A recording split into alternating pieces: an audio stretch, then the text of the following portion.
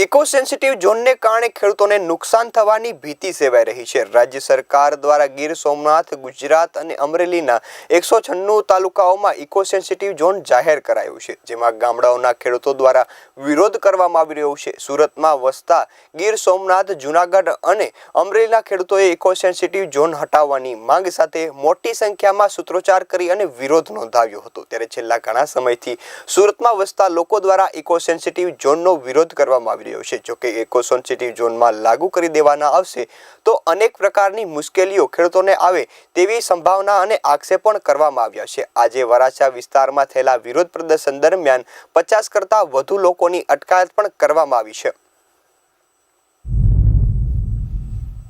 સુરત ખાતે જૂનાગઢ, ગીર સોમનાથ અને અમરેલી જિલ્લાના 196 ગામોની અંદર જે સરકાર દ્વારા ઇકો સેન્સિટિવ ઝોન લાગુ કરવામાં આવ્યો છે, એમના વિરોધને લઈ આજે ગામના આગેવાનો દ્વારા સુરત ખાતે સરદાર સાહેબના માંગણ ચોક ખાતે પુલહાર કરી અને આજે અમારો ખેડૂતોના ન્યાય માટે વિરોધ નોંધાવેલો।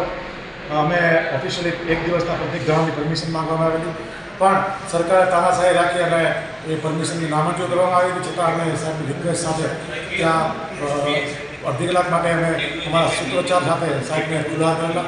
ત્યારબાદ પોલીસે એમની કામગીરી અમને રિટેન કરી કોશિશ માટે લેવામાં આવે છે। 196 ગામની અંદર ઇકો સેન્સિટિવ ઝોન લાગતા ત્યાંની જમીનોને લઈ અને બધાને લઈ ખૂબ મોટી અસર થવા જઈ રહી છે। ત્યારે આપ સૌ પણ આ આંદોલનની અંદર જોડાવ એવી આપ સૌને વિનંતી